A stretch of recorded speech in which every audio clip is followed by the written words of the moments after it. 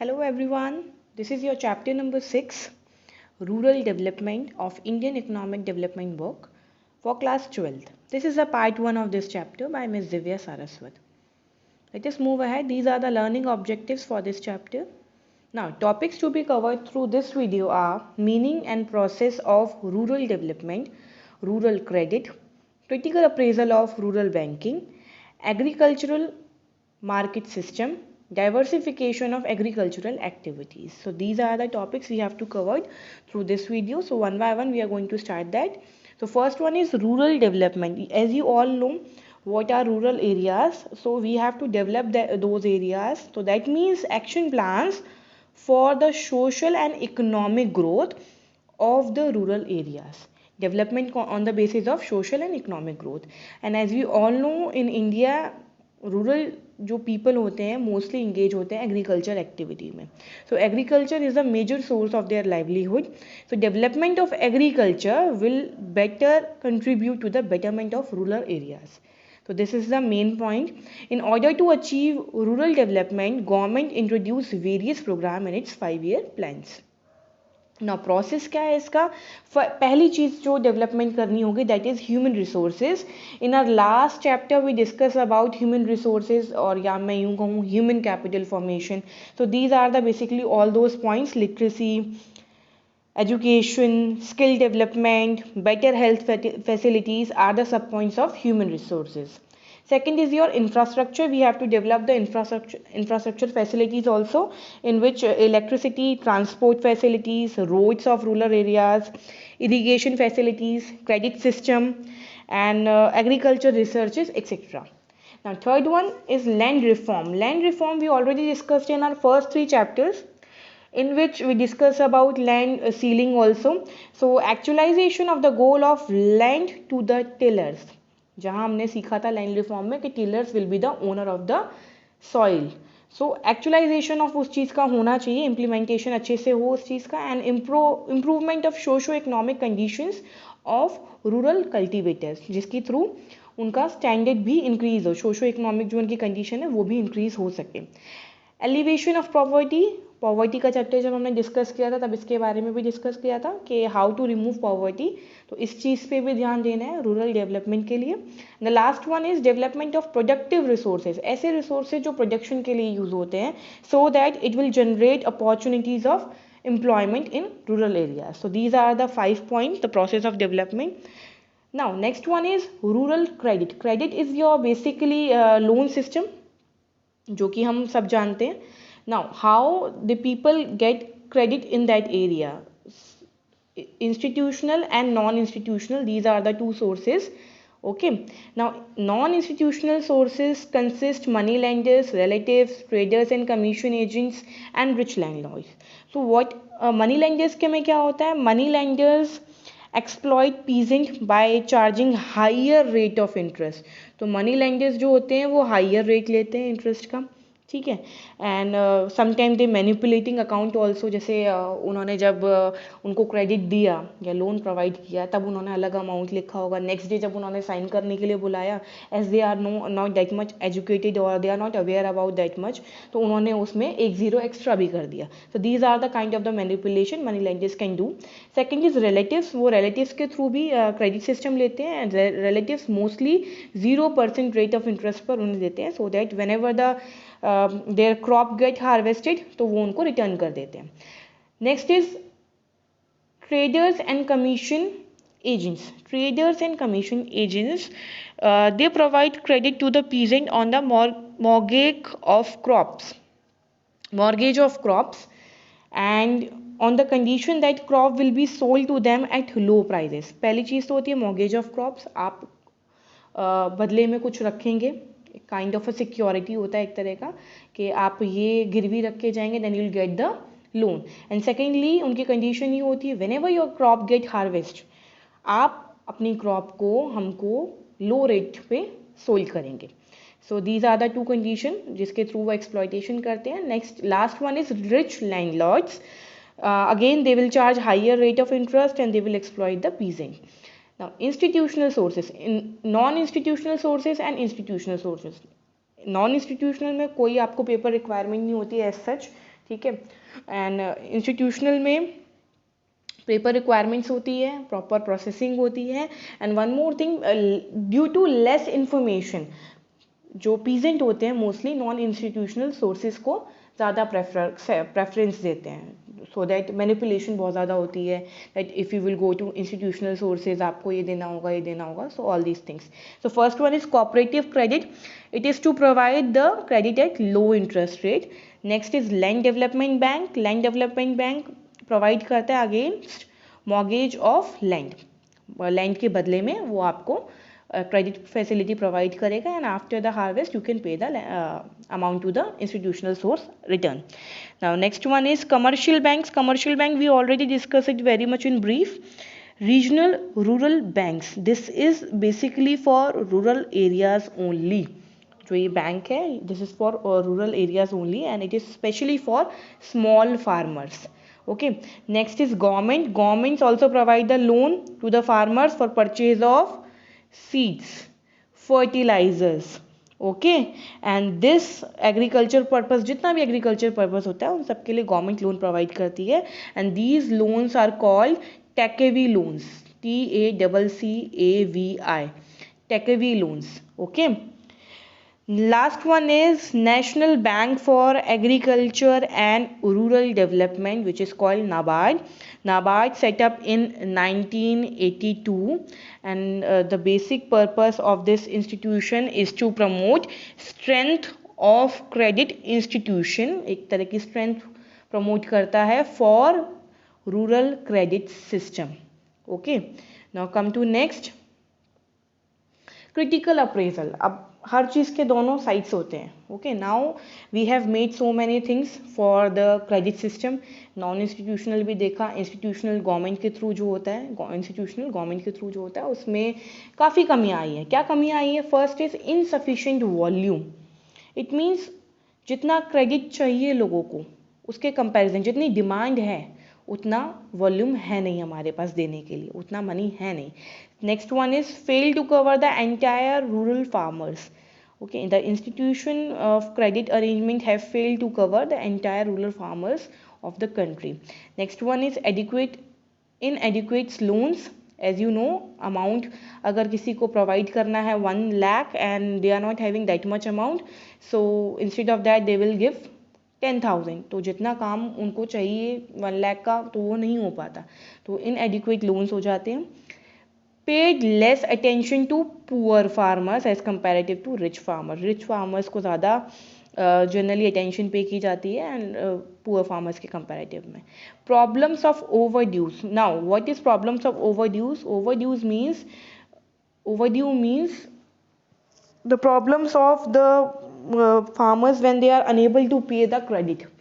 So this is your overdue, or almost 50% of defaulters of this credit system categorize as willful defaulter. Let me write this, willful defaulter, यानी कि वो willingly defaulter हैं, वो पे नहीं कर रहे हैं, ऐसा उनका कहना है, ठीक है। Now next one is agriculture market system. अब हमने credit facilities को पढ़ लिया, institutional, non-institutional, and what are the critical appraisal of that. Now agriculture, which is the base point or main point I would say of rural development. So agriculture market system, it means it is a process that involve assemble करना, storage of crops, processing, transportation, packaging of crops, grading and distribution of different agriculture commodities, ये सारा इसका process है, okay. Now what are the problems faced by the farmers in that? Manipulation of big traders बहुत manipulate करते हैं farmers को when they are involve in this marketing system, ठीक है। Farmers were often force to sell crop at low prices due to lack of adequate information, this is the basic and important thing. ये बहुत ज़्यादा होता है rural areas में, they are having lack of information, due to that people making them fool कि आप यहाँ से लोन नहीं लेंगे, वहाँ से लेंगे, and like the same way they have to sell their crops at low prices due to lack of information. Farmers did not have proper storage facilities to keep back their surplus produce for selling later at higher prices. It means कई बारी क्या होता है, कोई भी crop होती है वो एक्स्ट्रा अमाउंट में प्रोड्यूस हो जाती है, ठीक है, एंड दैट टाइम रिक्वायरमेंट उतनी नहीं होती, तो बाकी का जो क्रॉप होते हैं उसको स्टोरेज में रखने के लिए, सो दैट वो नेक्स्ट सीजन में काम आ जाए, and we can sold it to off season also. Mostly vegetables ऐसे भी होते हैं, people require that in off season, तो उनके पास स्टोरेज फैसिलिटीज अवेलेबल नहीं होती for that. So these are the problem which was faced by the farmers. So measure to improve agriculture marketing. अब प्रॉब्लम्स तो हमने देख ली हैं, अब इसको इम्प्रूव कैसे करेंगे. इसमें से जो फर्स्ट है that is your regulated markets. Regulated markets open किए गए. It have been organise with a view to protect the farmers from the malpractices of big traders and brokers. जो पहली हमारी प्रॉब्लम थी ना, बिग ट्रेडर्स की manipulation, उससे बचने के लिए रेगुलेटेड मार्केट्स को ओपन किया गया. Second is infrastructural facilities. The government aims to provide infrastructural facilities like roads, railways, godowns, cold storage, जो हमारा लास्ट वाला पॉइंट था, etcetera to the farmers. Roads भी डेवलप कराए गई रेलवेज के थ्रू, उनका मटेरियल इधर से उधर जा सके, and godowns and cold storage, so that अगर सरप्लस में भी हो रहा है तो they can store that. Cooperative marketing. Cooperative marketing means under the marketing of societies formed by the farmers to sell the output collectively. Cooperative means एक साथ, corporation के साथ, ठीक है. इसमें क्या होते हैं, सारे फार्मर्स एक साथ मिलते हैं, वो अपना जितना भी आपका आउटपुट है वो सारा कलेक्टिवली रखते हैं एंड उसको एक साथ सोल्ड करते हैं, सो दैट बार्गेनिंग में उनको थोड़ा सा फ़ायदा हो जाता है, ठीक है. They get surplus in that. Example हमारा अमूल का अगर हम प्रोडक्शन की बात करें तो अमूल प्रोडक्शन भी ऐसे ही स्टार्ट हुआ था, ठीक है. इन गुजरात अमूल प्रोडक्शन भी ऐसे स्टार्ट हुआ था ऑफ मिल्क, कोऑपरेटिव मार्केटिंग के through. Now the last three one, this minimum support price policy, maintenance of buffer stock and public distribution system. These are the policies which was regulated by government. Okay, so these are the policies which are regulated by government. याद रखना, minimum support price means government ने एक price fixed कर दिया for the farmers कि at least इतना तो pay करना ही होगा for your crop to anyone who is going to buy it, ठीक है. तो this is minimum price policy. This is a kind of a safeguard of interest of farmers. Next one is maintenance of buffer stock.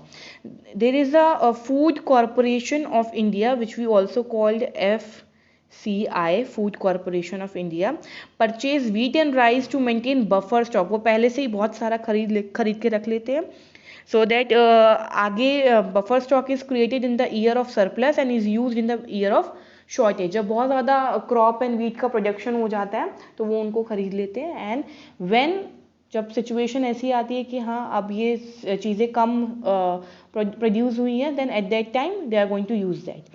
Next is public distribution system. Public distribution system is operate ration shop.